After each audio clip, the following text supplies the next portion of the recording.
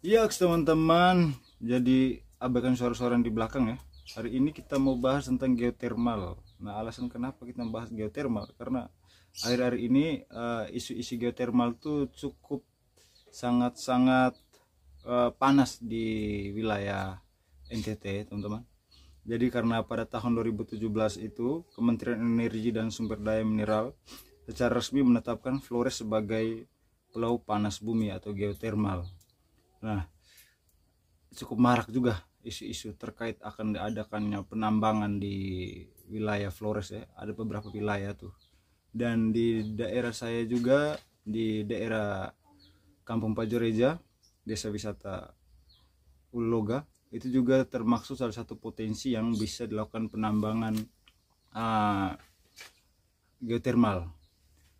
Nah, ada himbauan juga dari Uskup Agung Ende terkait bagaimana kita menyingkapi terkait geothermal ini. Apakah orang-orang yang datang terhadap mereka yang melakukan survei, terhadap mereka yang akan melakukan proses penambangan ini, ada himbauan juga dari Bapak Uskup bagaimana cara kita menyingkapi. Buat orang-orang yang sudah tahu geothermal pasti sudah paham tuh dampak-dampaknya terhadap lingkungan, dampak-dampaknya terhadap sosial, budaya, itu pasti orang-orang sudah tahu. Nah, di sini saya mau menjelaskan untuk teman-teman yang belum tahu supaya kita sama-sama bisa benar-benar berpikir dan mengambil keputusan. Itu dia, teman-teman. Keputusan ya, keputusan yang penting. Oh, sebelum itu saya mau disclaimer dulu. Nah, video ini dibuat bukan untuk menakut-nakuti atau merugikan salah satu pihak. Video ini dibuat sebagai pengetahuan supaya kita tahu. Jadi, geothermal itu berasal dari bahasa Yunani yang geo yang berarti bumi dan thermal yang berarti panas. Jadi, geothermal ini panas bumi, panas bumi. Jadi, geothermal ini adalah energi yang dihasilkan dari panas bumi. Energi ditambang dari dalam tanah, dari panas bumi, dan diambillah energi ini namanya geothermal, energi panas bumi.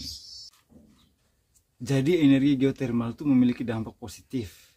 Pertama tuh ramah lingkungan. Kenapa dia ramah lingkungan? Karena dia tidak seperti bahan bakar fosil atau batu bara yang menimbulkan gas-gas hasil pembakaran ya.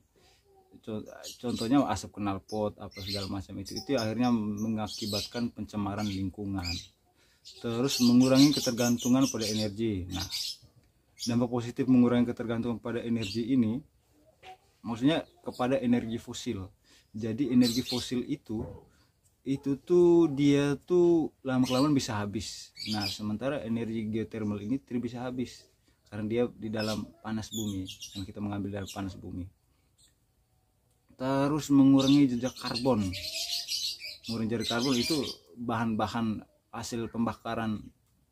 Misalnya kalau kita pakai energi fosil ya ada jejak karbonnya yang menimbulkan pencemaran udara. Kalau energi geothermal tidak, dia tidak menimbulkan pencemaran udara. Ini energinya ya, energi yang sudah dihasilkan tuh. Kita belum menjelaskan tentang bagaimana proses tambang, penambangan apa segala macam. Terus meningkatkan ketahanan energi nasional. Nah, jadi di negara kita itu tuh sebetulnya kita butuh banyak energi untuk menyuplai banyak, misalnya listrik, untuk apa segala macam itu. Jadi kalau selama ini kita hanya pakai batu bara, kendaraan kita pakai dari energi fosil, itu kan lama kelamaan bisa habis. Nah, kalau geothermal ini kan tidak bisa habis. Jadi di negara kita akan ada energi yang mencukupi untuk kebutuhan negara kita.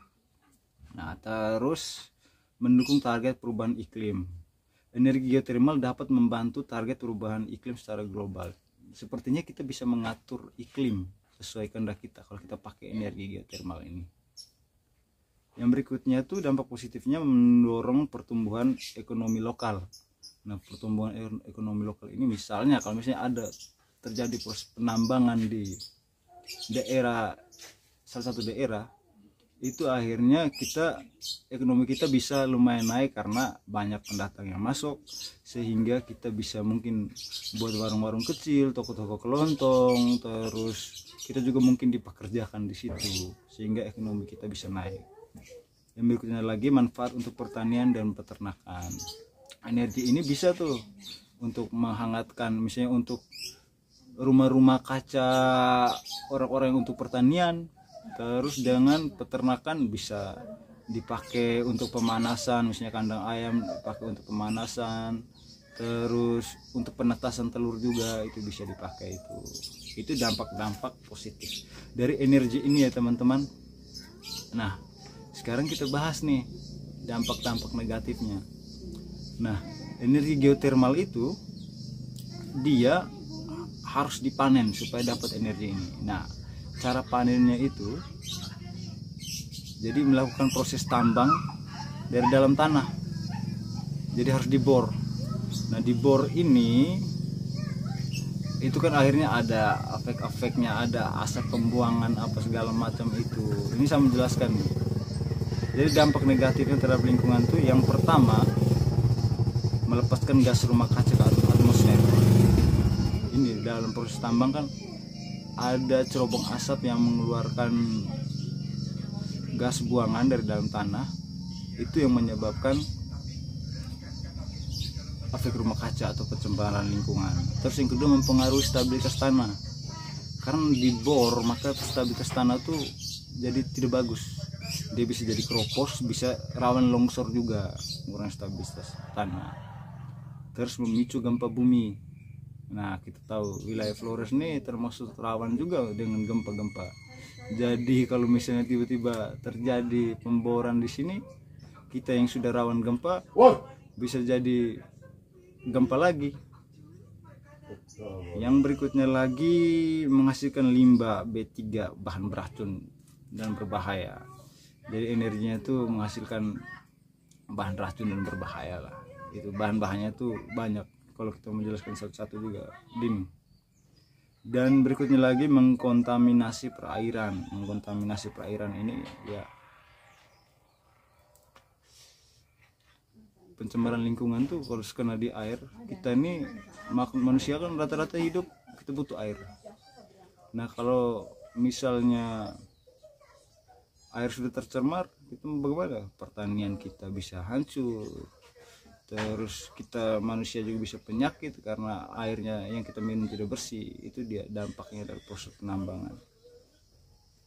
Terus mengurangi jumlah spesies dan populasi. Jadi mengurangi jumlah spesies dan populasi ya. Jadi misalnya binatang-binatang, hewan atau tumbuhan yang ada di sekitar lokasi penambangan geotermal itu akhirnya bisa hilang karena habitatnya rusak. Akibatnya itu. Jadi itu sebetulnya dampak-dampaknya itu. Positifnya kalau misalnya dia sudah jadi energi, tapi negatifnya dalam proses penambangan ini itu yang sangat-sangat negatif. Nah ini saya mau jelaskan sedikit yang kalau misalnya kita yang di daerah Pajereja ini kan mata air di kita di sini ini sedikit sekali, mata airnya sedikit sekali, dan mata air itu tuh yang membuat kita ada di sektor pertanian, di desa Sawu di bawah ada sawah-sawah. Terus kita di sini di Pajereja juga ada cengkeh-cengkeh. Nah, misalnya dan lokasi kita yang miring terus dekat dengan Gunung Oblobo, takutnya dengan adanya pemboran ini memicu terjadinya gempa, terjadinya longsor, terus